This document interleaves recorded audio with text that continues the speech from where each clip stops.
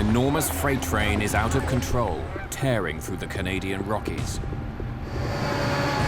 The crew does nothing to slow the train's terrifying speed. Jack, are you there? Charging the other way, a passenger train with more than 100 people on board.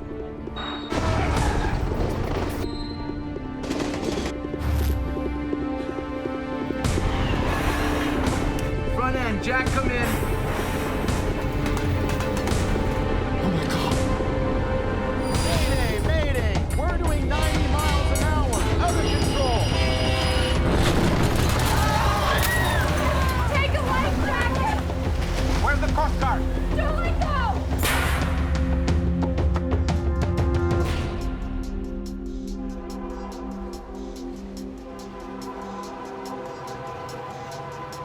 It's one of the most spectacular train rides in the world. Every year, thousands of people take the slow and easy way through Canada's Rocky Mountains. Avoiding traffic, they take the train and leave the driving to somebody else. In late winter, 1986, a gentle trip through the Rockies will end tragically.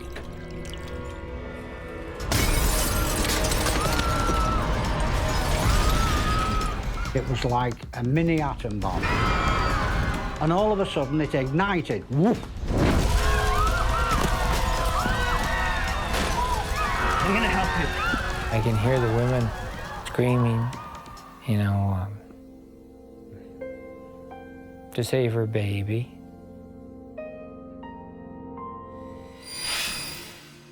An investigation makes shocking discoveries about the Canadian railroad industry.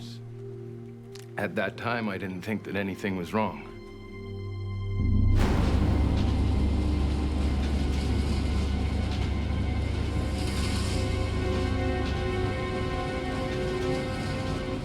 February the 8th, 1986. Spectacular northern lights dance across the sky over Edson, Alberta in Western Canada.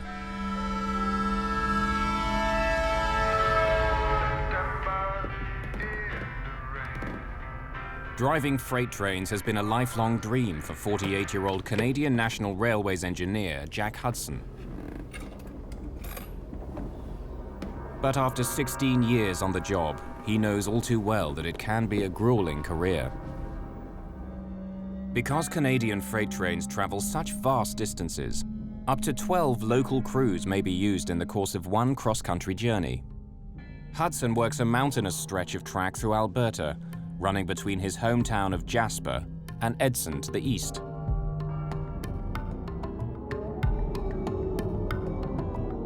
Like many trainmen, Hudson works a regular beat, driving over the same stretch of track, then turning around again with another train, day after day.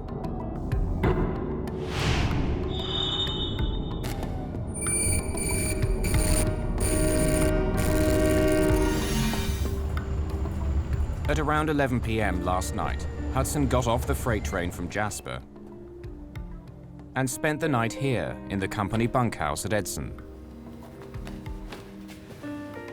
Now he's up again after just 3.5 hours of sleep, ready to return to Jasper.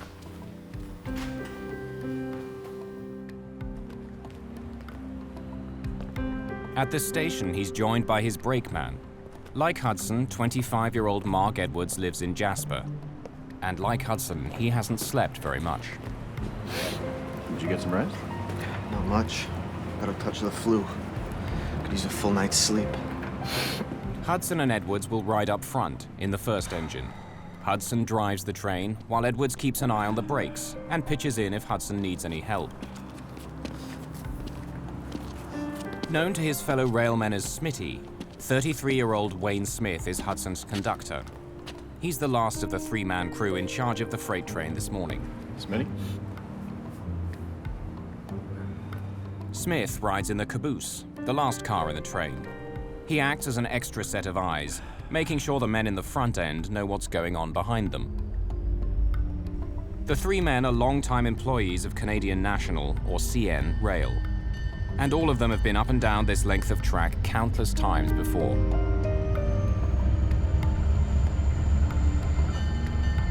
The train they're riding today is enormous. CN train 413 is just under 2 kilometers long. The cars are filled with a collection of grain, metal pipes, and chemicals. It tips the scales at more than 11 million kilos. As the freighter rolls into Edson, it slows to a crawl, but doesn't stop. Getting it started again would take time, and the crew wants their trip to begin as soon as possible. Hudson and Edwards take the train on the fly, boarding it as it rolls slowly along. According to CN Rail's Code of Conduct, this is illegal, but it's something crews do routinely.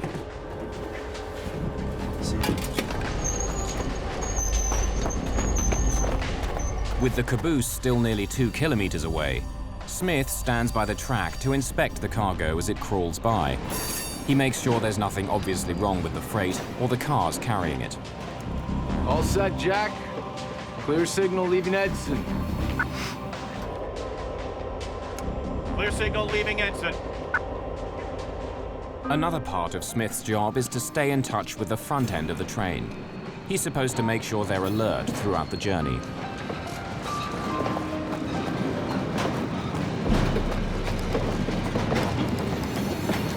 Now, with the caboose pulling alongside the platform, Smith climbs aboard.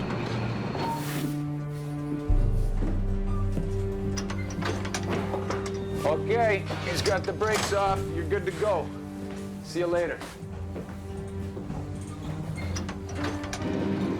At 6:40 a.m., Hudson pushes the throttle. The freight train picks up speed as its 8,000 horsepower diesel engines open up. The CN freight train begins the long haul west to Jasper. The men are going home. Dispatcher to 413. Good morning, dispatcher. Good morning, Jack. But Hudson isn't sure exactly how long his train is, or precisely what he's carrying. Dispatcher at Medicine Lodge here. I haven't had a chance yet. Oh, that's, you got pretty well grain cars, eh? Yeah, I think so. Yeah. This should be the right length then. Okay, thanks.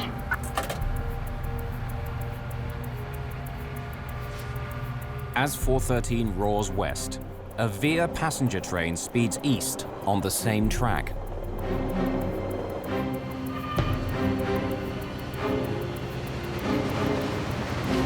Via Rail's supercontinental passenger train number 4 is cruising toward Edmonton, Alberta.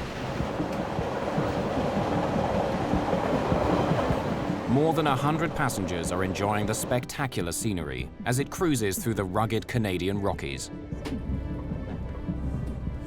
36-year-old Jamie Haight is a car assembly operator.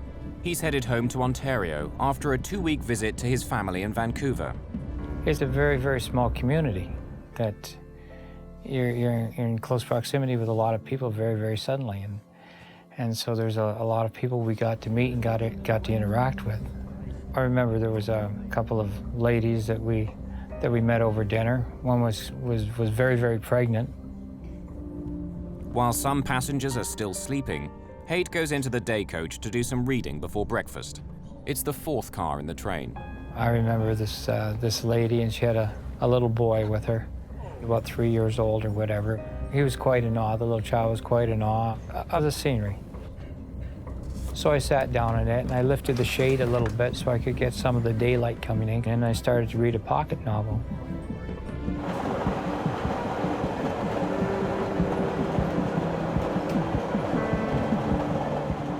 Several cars behind Haight is 61-year-old assistant conductor Herbert Timpey. An old hand on the Canadian passenger line, he's been riding this piece of track for 7 years. I had to be the assistant conductor and look after the passengers on that train. Next stop, Hinton. The passenger train is pulling into Hinton. The freight train is just about to reach Hargwin Station, 20 kilometers east. Here, the rail line briefly splits into 2, so trains can pass each other. 413 will take the upper track, while the passenger train passes below it.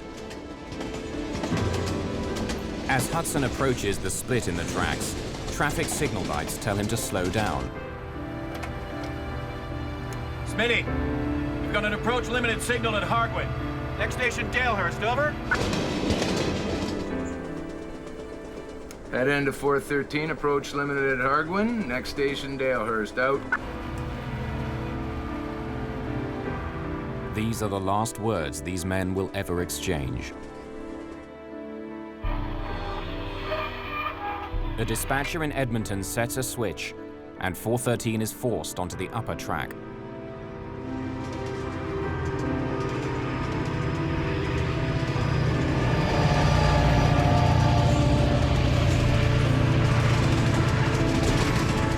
The Via passenger train arrives at Hinton Station at 8:20 a.m. On board, 64-year-old Martin Pedersen settles down to breakfast in the downstairs lounge of the Dome car. He's feeling rested after a good night's sleep. A former World War II fighter pilot, Pedersen has a lot of experience with locomotives. Over the course of the war, he blew up 36 enemy trains in France.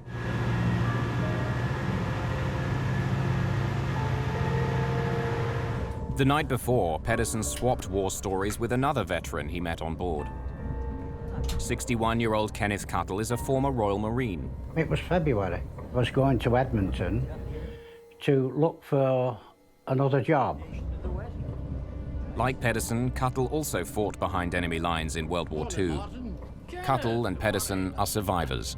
Let's go upstairs to the Dome car, have a look around, see what's happening. The train was pretty comfortable, you know, not many people on board.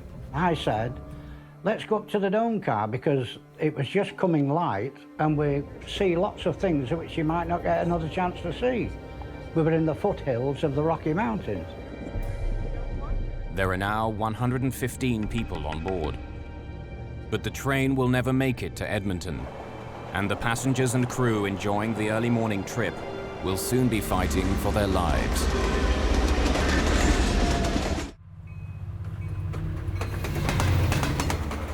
It's a clear, sunny morning on board a passenger train in Western Canada. Breakfast is being served as the train rolls east through the Canadian Rockies.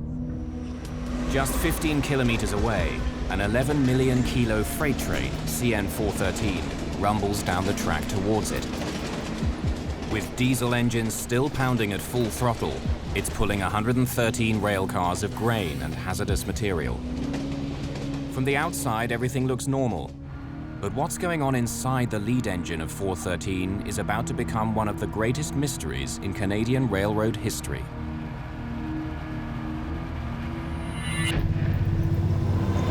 Freight trains and passenger trains often travel on the same track. For short sections, the track splits, so trains heading in opposite directions can pass safely. Today, 413 is on the upper branch. Signals tell the freight train to slow, then stop completely. The signals will only turn green again once the passenger train has passed safely by below. Then the freight train can rejoin the main line.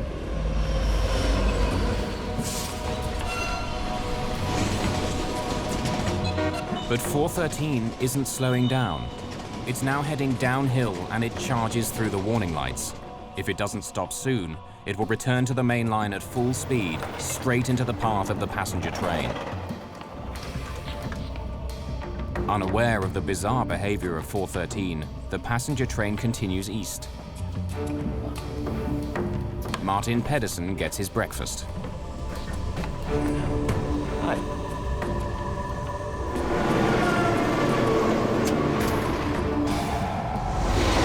Up ahead, the freighter thunders through the last set of light signals, ignoring 3 red lights that command it to stop.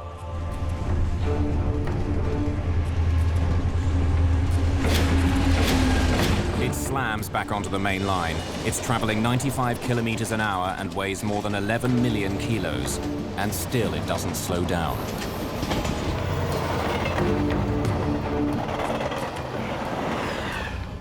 Herbert Timpey sits to relax. Ken Cuttle has a clear view of the railway ahead. I got in conversation with an English guy, and he had his back to the front, and I was looking over his shoulder forward the way the train was going. There was a flickering light in the distance. And not knowing the track layout, I thought, oh, there must be another line, and if it's another train, it's going to go past us, you know?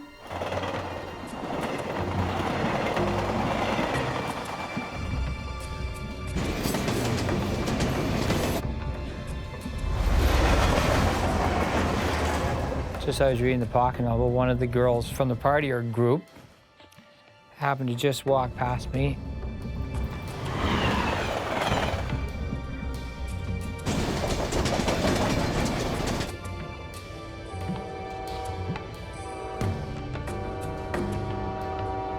Oh my God! Oh my God! And then, boom.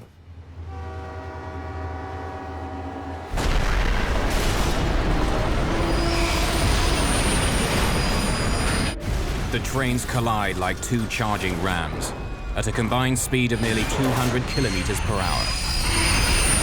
Passengers are rocked by one collision after another as 70 freight cars pile into the wreckage. Like an incoming wave, grain cars, long pipes 3 foot in diameter, 30 feet in length, you name it. And these were flying through the air like toys. Thrown from the tracks by the force of the collision, one freight car flies through the air, smashing to a stop on the Via train. The whole world seemed to explode. It was like a mini atom bomb. It was a big mushroom of black smoke.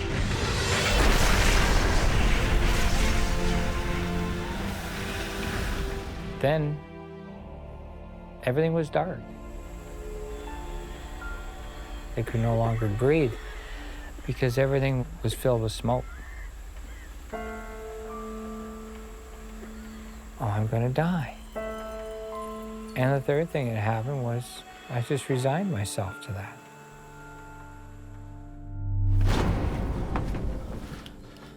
I've been working about 37 years and on the railroad, and I never seen anything so bad.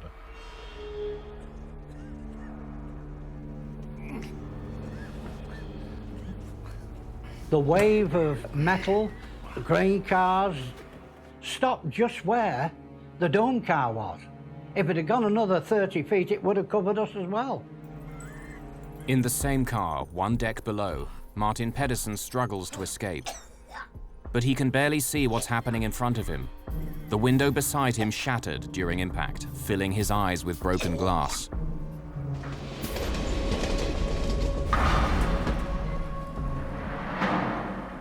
Almost 2 kilometers behind the engine, the caboose of train 413 finally lurches to a stop. Conductor Wayne Smith sees a ball of fire glowing in the distance, but he has no idea how bad the situation is.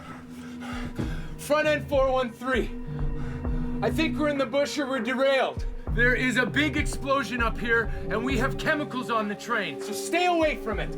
Stay away from the dangerous goods. But all Smith gets in reply is an ominous silence.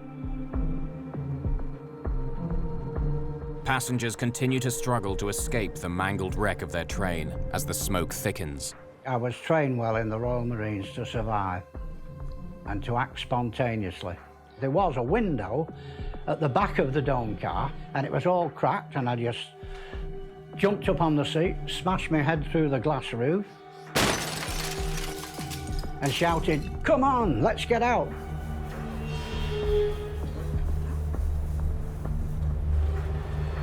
Cuttle and others jump from the car. And I looked back, and all of a sudden it ignited. Woof!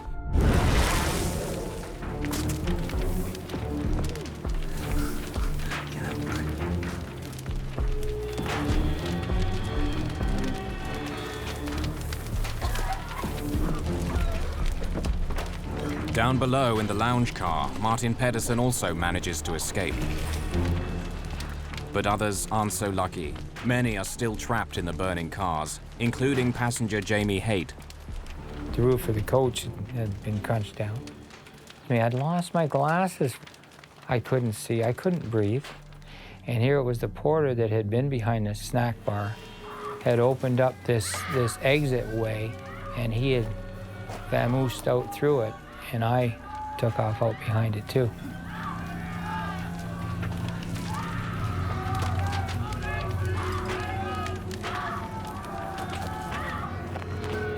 Snap out of it. He was in shock. Hey, snap out of it. Hey, buddy, pull it together here. You know, there's people in here and we got to do something about it, but... Half blind without his glasses, Haight goes back inside, trying to help others out of the wreck. 413 here, dispatcher. Back in the caboose, Smith is talking to the freight train's dispatcher, some 285 kilometers away in Edmonton. Everything in the air. We're gonna get a doctor out here and some ambulance. Herb Timpey, the assistant conductor on the passenger train, can hear the conversation on his radio and breaks in. Passenger coaches all over the ditch. And get an ambulance. And there's a whole bunch of cars on fire. You get that, dispatcher? We need the fire department here very badly. Some coaches are trapped with passengers inside. They're burning. I don't think the engineers lived through this one. It's a real mess. Okay, that's right on the switch at Dalehurst, eh? Yes, I'm gonna walk up there and see if I can be of any assistance. What was the signal at Dalehurst when your head end called it? Pardon me? What was that signal on that signal at Dalehurst? Well, I was calling him for the signal at Dalehurst quite a few times, but I kept calling him and there was no answer. Well, it should have been red on the panel. Well, he must have ran it then, dispatcher, because I could not get a hold of him. I tried and I tried.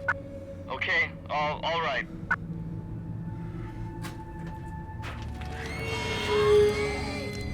Back at the head of the passenger train, Jamie Haight tries to save who he can. Are you okay? I'm gonna help you. Haight can hear the screams of men and women trapped in the flames. And I can hear the women that I had dinner with the night before screaming, you know, to save her baby. Haight was not able to save the mother and her child.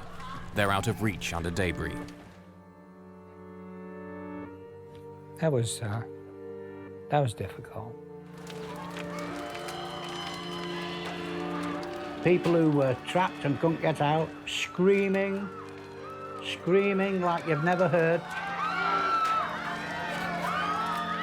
One guy knew that his wife was trapped and he went back in and died with her.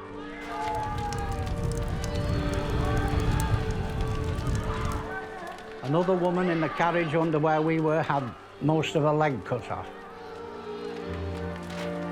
James Haight courageously decides to go back inside. The fire is a scorching 660 degrees, but Haight tries to save one more life. But there was a chap right in front of me there, and it was the chap I had dinner with the night before. And all of a sudden the flames came and consumed him.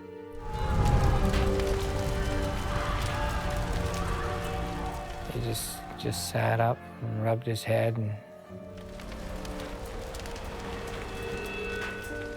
because there's nothing more we could do it for him. Anybody in front of me in that coach was dead. For whatever the reasons, it wasn't my time to go then, for whatever the reasons. Wayne Smith is devastated. He can't reach his two friends at the front of the freight train, and he can't understand what happened to cause such an enormous disaster.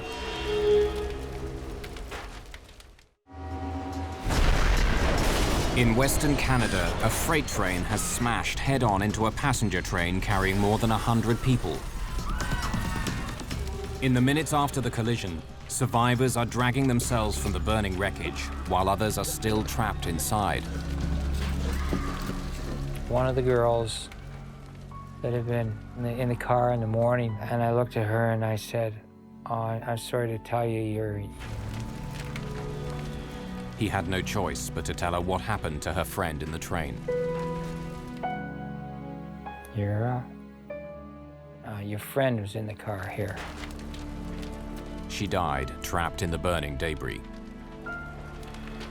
I felt like the worst person in the world, because I had to tell her. If I could have taken back that 1 second in time to not tell her, you know.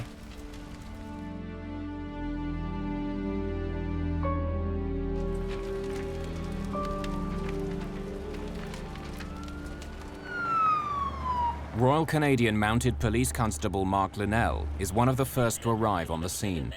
I was told there was a train derailment, not a train crash. I mean, there's a double whammy. The RCMP officer came. He could hardly speak. His mouth dropped open, and he said, "I can't believe what I'm witnessing." It's a horrifying scene. Pictures taken shortly after the crash show utter devastation.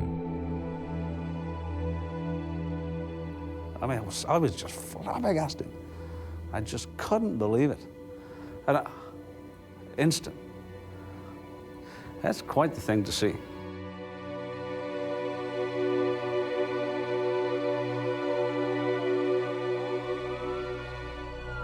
The collision is 18 kilometers from the town of Hinton. It takes emergency crews some 45 minutes to get there. I was in the Marines in England for 14 years, and I'd seen a lot of disasters, man-made disasters, bombs. And I thought I'd seen it all. There was a lot of blunt force trauma, of course, flying glass, burns. And then I saw what appeared to be two bodies in the restaurant car hugging each other. So we found out later that was a man and wife. And this was one heck of a shock. As Linnell is escorting survivors away from the site, he sees a lone man with a radio coming down the track. How's the front end doing? What's your name? Smith is about to learn that his colleagues aboard his train are dead. Like, what happened? Like, did they make contact with the... We're still under investigation, and there's not a lot I can tell you right now. Okay, so they still might be... I'm really sorry. He'd be distraught and shaken, and yes, his train is wrecked, and all these people dead.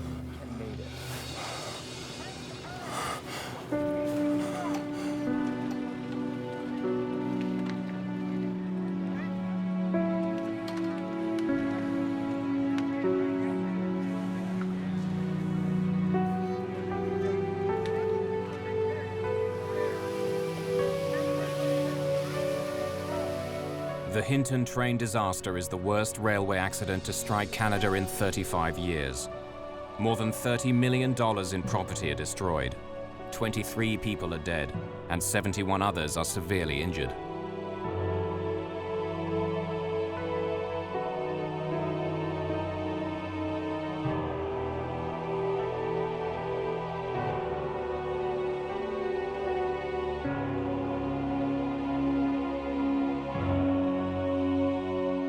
Wayne Smith is the only surviving crew member of the CN train, the only man who may be able to explain how an 11 million kilo freighter plowed headfirst into an oncoming passenger train.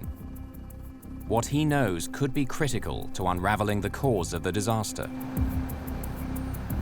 2 days after the collision, the Alberta government establishes an official commission of inquiry, and the Honourable Mr. Justice Rene P. Foisy leads the investigation. Judge Foisy is a justice of the Alberta Court of Appeal. It was reasonably simple. I mean, what caused the accident? But it turned out to be a lot more complicated than that because there were no easy answers as to what caused the accident. Freight and passenger trains routinely use the same tracks without incident. What was different this time? Over the next 11 months, Foisy calls on 150 witnesses and specialists to help him find out. I think what has most surprised me is the complex procedures, the equipment, the overall complexity that we have to look at in running a railroad and what goes on in running a railroad. While Conductor Smith recovers from the accident, Foisy gets to work. He begins by studying the signals that should have told the freight train to stop. If they weren't working, the crew on 413 may not have thought they needed to slow down. CN did a very in-depth test on the signal system, and it was determined that it was performing properly. We went further. We hired our own independent experts to test the system. The switches which operate the signal lights were frozen in position after the accident. Electrical engineer Eugene Couch was hired to read them. Perhaps a mechanical fault in the system had turned them green, telling the freight train to speed through. A fault does not give a positive green light to any situation. So if there was a fault in any control part of the system, it would have forced everything to go to red, which meant the passenger train would have stopped and would have forced the freight train to stop. If a mechanical problem wasn't the cause, there was a more chilling possibility. Perhaps someone set the freight train lights to green on purpose, causing the two trains to collide.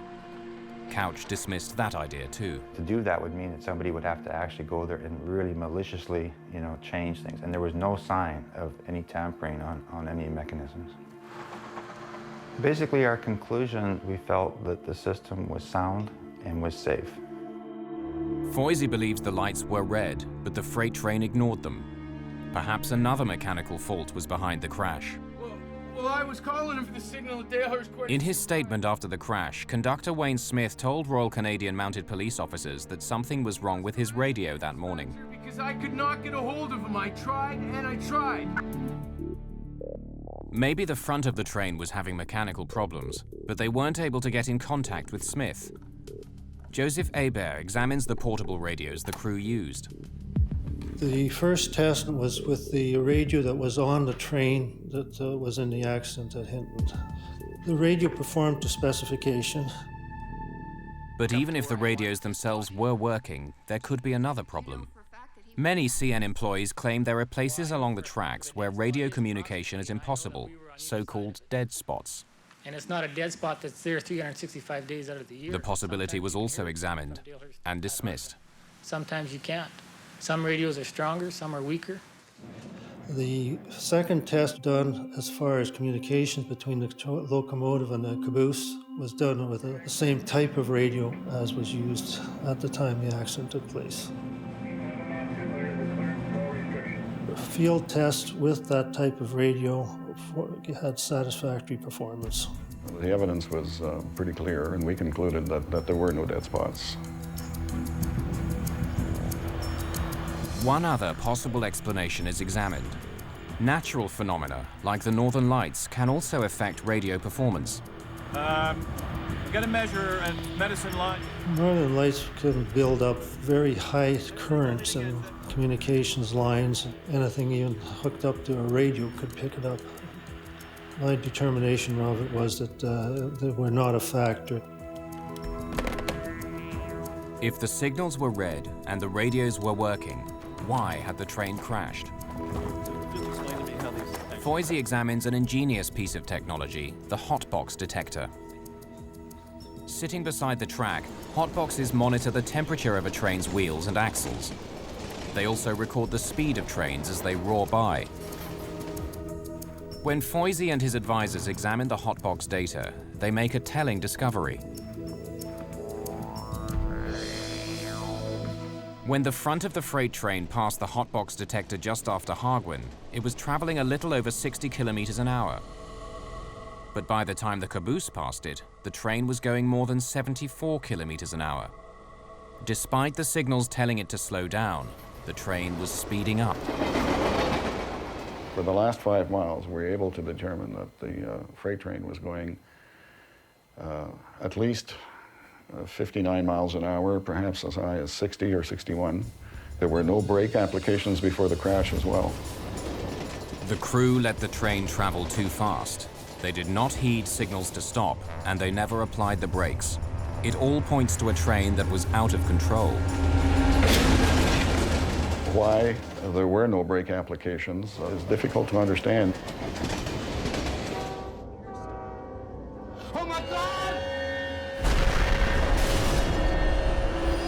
With mechanical problems ruled out, Foisey begins to examine the crew of the freight train.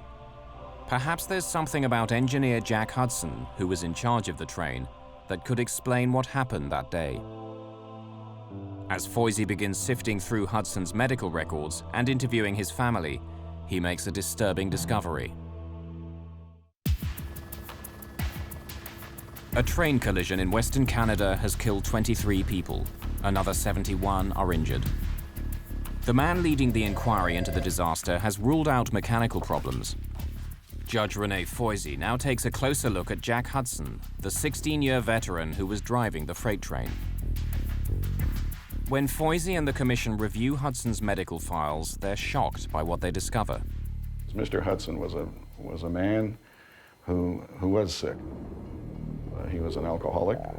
He had high blood pressure, which was problematic. He had diabetes. He had a pancreatic attack the summer before this accident. He had to wear a colostomy for a number of months. Foisey wonders if this long list of illnesses could somehow have led to the train crash. The engineer, Jack Hudson, had been killed outright in the crash and had severe injuries. So we couldn't determine whether there'd been a catastrophic medical event, whether he'd had a heart attack, for example, or a stroke, which had incapacitated him. But we were able to do toxicology, and there was no alcohol or drugs present. He did have a lot of health problems, and he had some problems at home. These problems at home appeared to be on the mend, and that he was not the kind of man who, if he was going to commit suicide, would take 23 people with him and injure another 70, some of them very, very seriously. So we discounted that possibility of a suicide. If it wasn't suicide, if Hudson did have a stroke or heart attack at the controls, why didn't his brakeman, Mark Edwards, take any action?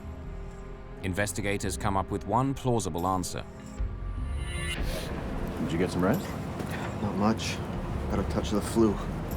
Could use a full night's sleep. Perhaps Edwards had been asleep on the job. Dr. Alison Smiley is an expert on sleep and fatigue. Jack Hudson, he had at the very most, before he went on duty that day, 3.5 hours of sleep. And that is if he slept from the last moment somebody saw him till the moment somebody next saw him again, 3.5 hours. Brakeman said he had a touch of the flu and he'd had 5 hours sleep the night before. Wayne Smith similarly had insufficient sleep, about 5 hours before the collision. As the freight train passed the signals telling it to stop, the entire crew may have been fast asleep. You could work at any time of the day. So one day you might start at 4 o'clock in the morning, the next day you start at 2 in the afternoon. Their hours were so erratic, they were continually in a jet lag state because their physiology was never sort of fully adjusted to any particular working hours. When it comes to staying alert, train engineers face many challenges, including long rides up and down the same stretch of track. The tracks going by one after the other, it's a very soporific situation to work in, and easy to see how somebody, no matter how motivated, could fall asleep. At the time, trains were equipped with safety devices that would automatically stop a train if the engine man died or fell asleep, the so-called dead man's pedal. Basically, the engineer is supposed to keep his foot on the pedal, and while his foot is on the pedal, the train won't stop. If that pedal isn't depressed, then it will, after a number of seconds, give a warning, which is quite audible. And if nothing happens, then it will stop the train. But Foisey discovers that for many trainmen, disabling the dead man's pedal is standard practice. One of the excuses that was given by the engineers is that to go long distances, having to keep your foot on that pedal was very uncomfortable. And so that they would sometimes put something on the pedal, a lunchbox or something heavy enough to keep it depressed so that they could stretch their legs. Unfortunately, what was happening, this pedal was being depressed for long, long periods of time. But even if Edwards and Hudson had fallen asleep at the front of the train, and the dead man's pedal was rigged, conductor Wayne Smith at the back could still have prevented the disaster. Almost 2 months into the Foisey inquiry, Smith takes the stand. Doctors had kept him from testifying earlier, saying he was too traumatized by the accident. Now, for the first time, investigators will hear Smith reconstruct events on board his train in the moments leading up to the disaster. I was sitting looking out the back of the train from my desk when we passed mile board 169. That's the landmark that I used to initiate a call to the engineer to ask for the display at the Dalehurst approach signal. Head end to 413. What indication do you have at the Dalehurst approach signal 1703? Over. The front end of the train is supposed to respond, letting Smith know that they've seen the signal lights telling them to slow down. Head of 413. Can you hear me? Over. I probably called him 3 or 4 times. I didn't get a response on my gray radio. There was something wrong with it. What's the indication at signal 1703? Over. It's a surprising piece of testimony. Foisey already knows the radios were working fine.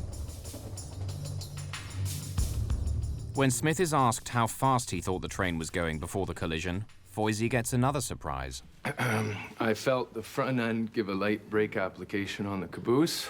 Coming around the curve, I felt we were doing a track speed of about 50 miles an hour or less. But according to the hotbox detectors, the train was traveling almost 16 kilometers an hour over track speed, and there was never any application of the brakes. I went to my red radio, and I tried to get a hold of him on it. Jack, how's the Dalehurst approach signal 1703? I was calling him on channel 1 3 or 4 times, and there was no answer, so I tried to get a hold of him on different channels. But once again, Smith's testimony doesn't add up. Foisey has heard from other trainmen who were monitoring their radios in the area that day. No one heard Smith call. Smith says he was still trying to contact Hudson when the end of the train raced past signals telling it to slow down. Jack! As an experienced trainman, Smith knows that the next set of lights will likely be a triple red, telling the train to stop. He was getting no answer, and the train wasn't slowing down.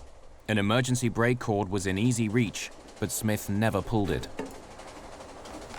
Jack, are you there? With Hudson mysteriously silent, Smith says he does nothing but continue to call the front end. Front end, Jack, come in.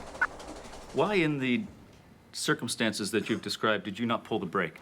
I felt the engineer had the train under control. I felt he, in fact, was doing what was necessary to control the train at that point. I never felt at any point in time that I should pull the emergency brake. At that time, I didn't think that anything was wrong. That's the point I make, Mr. Smith, that when there's a problem with the radio, you've been trained over the years to observe the signals. And it would have been the last thing I would have done. He didn't pull the brake, he didn't pull the air because he felt that it hadn't reached that point.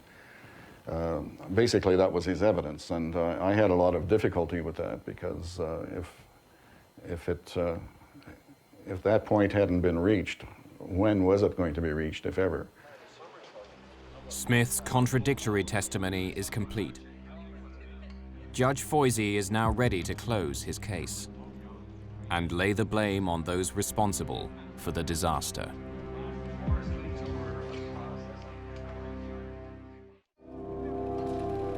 The inquiry into one of the deadliest train crashes in Canada is complete.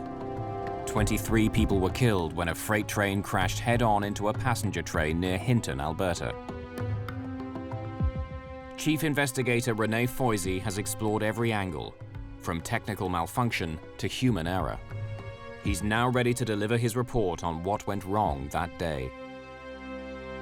In his 205-page report, Foisey parcels out the blame, naming all the key offenders. Foisey writes that the train's engineer, Jack Hudson, failed to observe and obey light signals, commanding him to stop his train before it entered the single track.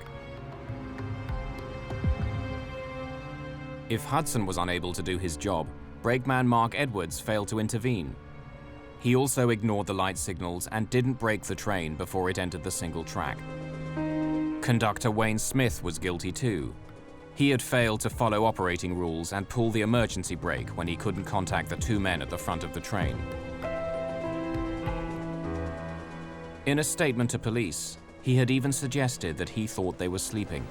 Said that my head end was asleep. Do you recall making that response, sir? Yes, I do. With so many contradictions in his testimony, Foisey rules that the conductor's evidence is unreliable.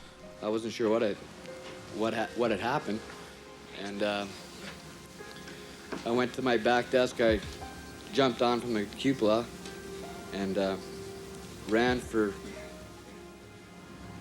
It seemed like we were just keeping going. There was no immediate stopping. The caboose kept sliding.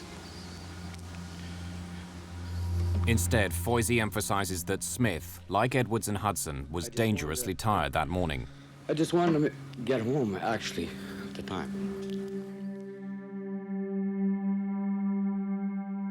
But the crew aren't the only ones Foisey blames for the accident.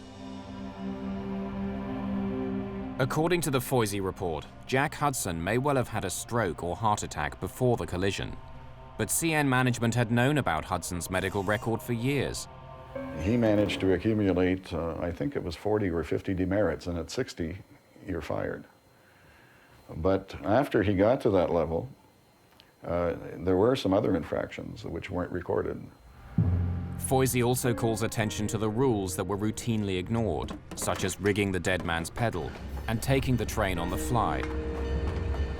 The conclusion we came to is that there was a lot to be desired on the part of CN, and that, yes, there was certainly some laxness and some complacency when it came to these areas. I'll get a measure at Medicine Lodge here. I haven't had a chance yet. Oh, that's, you got pretty well grain cars, eh? Yeah, I think so. There is a lesson to be learned here. It's that when you have rules, you obey the rules and you enforce the rules. If it becomes too much of a fraternity and of a buddy-buddy system, it gets lax, and problems occur, and this tragedy was one of them. Foisey demands that CN improve its safety equipment, recommending that all trains be equipped with reset safety control technology. These systems are much more complicated than a dead man's pedal. If constant attention is not paid to the train, alarms sound and the train eventually shuts down. It's equipment which has proved valuable several times since the disaster. There was a study done with CN 10 years after this accident. They found something like 90% of the train engineers saying that they had been woken by the alerting device at least once. In response to Foisey's report, CN Rail creates one of the most sophisticated fatigue countermeasures programs in the world. Trainmen are no longer on call 7 days a week, 24 hours a day. Napping is no longer frowned upon. Rest houses have been created and improved, and locomotive cabs made more comfortable.